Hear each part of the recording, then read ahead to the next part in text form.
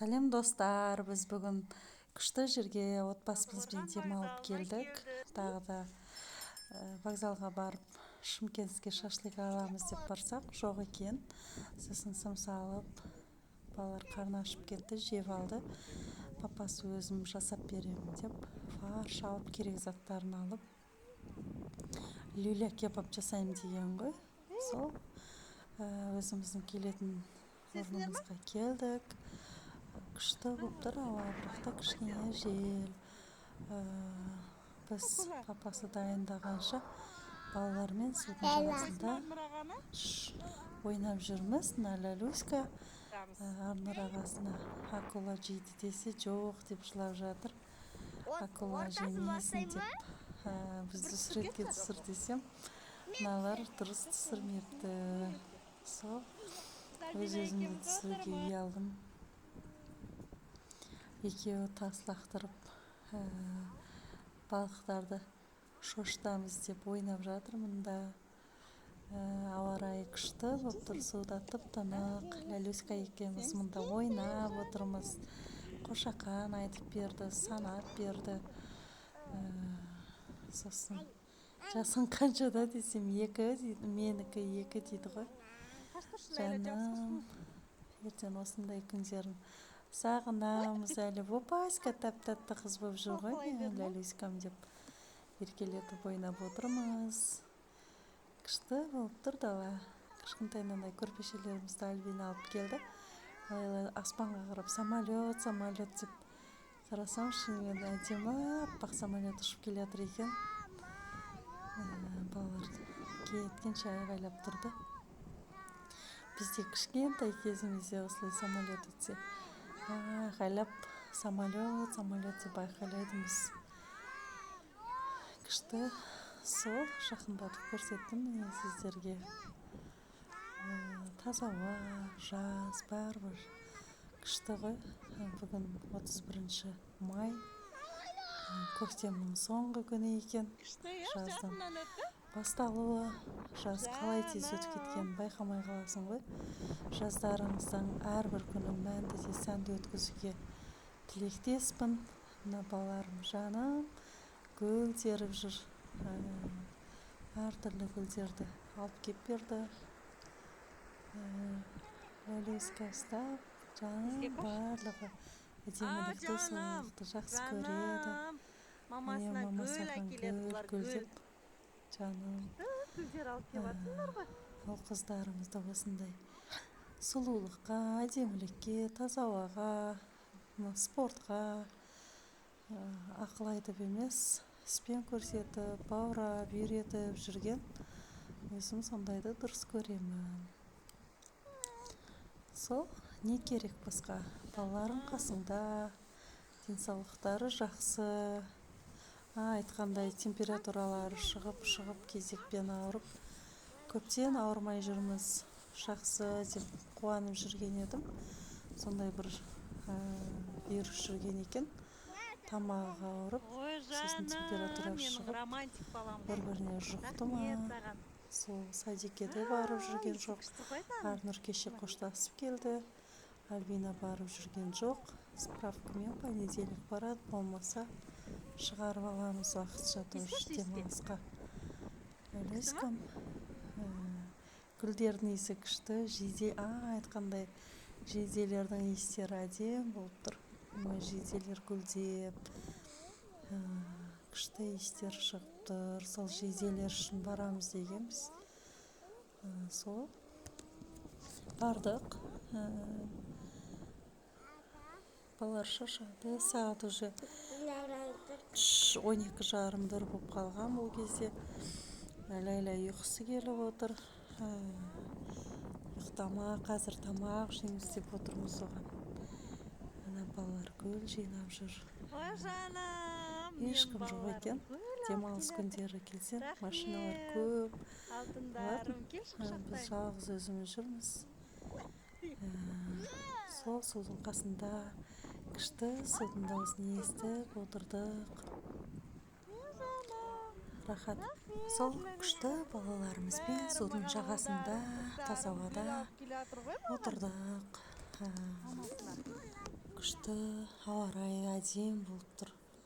Судың дауысы, природа маған ұнайды, табиғат. Жолдасыма да ұнайды, балаларға да ұнайды. Үйде тығылып отырғанша осылай таза ауада жүрген күшті ғой. Ойлаймын да, жұмыс істеп жүрген кезде адам айналасындағы бақытты, күнделікті әдемі күнді қалай өтіп жатқанын, қалай таң атып, қалай кеш батып жатқанын байқамай қалады да. Негізі осы отбасын құрғалы, бұрын мен жұмыста жүргенде байқамайтынмын. Отбасын құрғалы осындай әрбір уақытты, әрбір сәтті бағалап үйренеді екенсің. Кейде жалығасың, кейде қадірін білмейсің, кейде өкінесің, кейде қуанасың, барыңа шүкір етуді үйренесің. Осы бар бақытты сезіне алмай да өтіп кеткен адамдар көп қой. Аллаға шүкір деймін, ертегі саналы түрде өмір сүруге түсініп, әрбір уақытымызды, балаларымызды, күндерімізді бақытты сезініп өткізіп жүргеніме ризамын. Балаларым да сондай өмірдің мәні, байлық, материальный дүние, басқа деп жұмыс деп, карьера қуып, дүниені қуалап, өмірлерін әдемі күндерін өткізіп алған қаламаймын. Осындай әрбір сәтке татулық, қарым-қатынас, бір-біріне деген сезімі, қуанышы, гүлдер, міне табиғат, айналасындағы бақытты, ләззатты көріп, сезініп өскендерін қалаймын.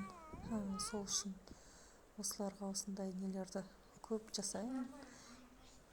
Ертең біз сияқты өскен кезде өздерінің балаларына, отбасына, бала-шағасымен осылай, біз кезінде осылай жасап едік. Мысалға мен көп кішкентай кезімде есіме аламын да, мамам сөйтіп жұмыс істеп жүрсе, қасында, айналасында біз осылай шуылда жүретінбіз. Сол сияқты ертең бұлар да өсіп отырған кезде біз ата-анамызбен судың жағасына тамақ ішуге баратын едік, ойнайтын едік. Осылай жасайтынбыз деп бақытты сәттерін естеп отыратындай. Иісі күшті ма, Арни? Өсіп жетілуіне жақсы жағынан көмектескен қалаймын. Рахмет. Не айтам деп отыр едім. Балаларымыздың барлығы әлі судың басында жүр екенбіз ғой біз. Что-то жаным Марнишона жиденің есін алып кетті, гүлдеген екен. Бұларды сондай әрбір жақсылықты, сұлулықты, әдемілікті көруге шақырамын. Кішкентай бірдеңе алып келсе де қуанып, рахмет айтып, эмоциямды көрсетіп, риза болсаңыз, балалар соған не болады. Негізі отбасылық қарым-қатынас осындай кішкентай дүниелерден басталады. Осындай кішкентай ғана бір гүл алып келсе де, тас бір әдемі нәрсе көрсетсе де, мен вау деп қуанып оларға немді көрсетем. Альбина, молодец, қандай рахмет саған деп үлкен адам сияқты оларға рахмет айтам. Үлкен адамша сөйлесемін, риза болсам ризашылығымды айтам. Сол жүріп келдік. Папамыз мұнда пісірейін деп жатыр екен. Несін су көпіп кетіпті дейді, дұрыс жабыспай қойыпты палкасына. Балалар қарындары ашып кетті, су ішіп, семішке жақтық, сөйтіп жаттық мына жерде ойнап, күннен тығылмашақ ойнады, қуаласып ойнады. Папамыз котлет жасай салды. Сол мына жер күшті, негізі ағаштардың астында живой көргендей болмайсың. Да, өте дәмді болыпты. Асығып жасай салса да. Лейла шыдамай ұйықтап қалды. Сол балалар қарны ашып кеткен. Тездетіп дайындап папасы. Хорошо, что жолым болған деп па. Тамақты да жасайды, баланы да қарайды, көмектеседі, барлығын жасайды. Альбина сағанша? Екеуміз сол жағынан біз дұрыс түсеміз. Осылай жақсы жеп ішіп алып, жинап. Мен дастарханды жинадым. Папасы өзінің заттарын жинады. Сөйтіп тездетіп машинаға тасып. Анур ұйқысы келді, Лейланың қасына жатып алды. Аяғы су болып қапты оның. Альбина жемеді бірақ. Альбинаға айтқанбыз ғой, Лейланы тастап кетеміз десек. Мына екеуі тастап кетейік. Деп жылап Жаман тұрмын ана мына Лейла. жерде. Қала берсін Арни екеуі сол жерде ұйықтай берсін дегенбіз ғой. Саған бермей қояды. Ұйықтамасын, қалмасын, алып кетеміз деп жылап тұр папасына. Сен машинаға барып отыра бер, олар қала берсін десек. Болмай кете берейік па? Қалмайды, алып кетейік. Жаным.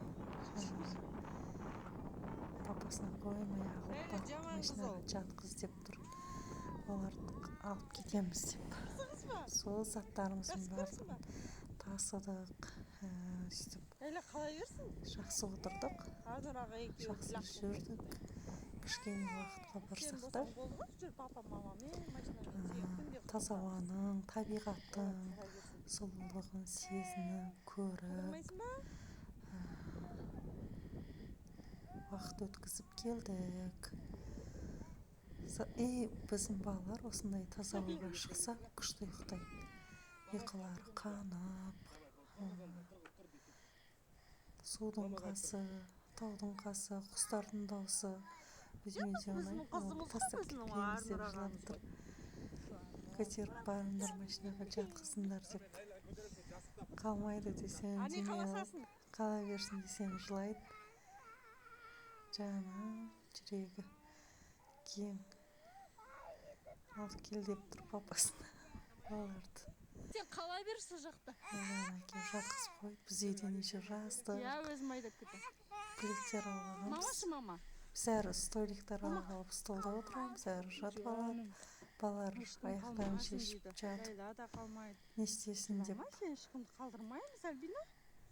Анур ағасымен Лейланы жылап кіргіздіріп. Папа қала берсін десем жоқ деп отыр ғой ана жерде. Ешкім қалмасын деп сөйлеп отыр. Сол енді балаларды үйге апарып ұйықтатып қалған емізді кешкісін есік алдында далада пісіріп жейміз деп айтып келісіп кетіп бара жатырмыз далаға. Рахмет осындай әдемі жерге.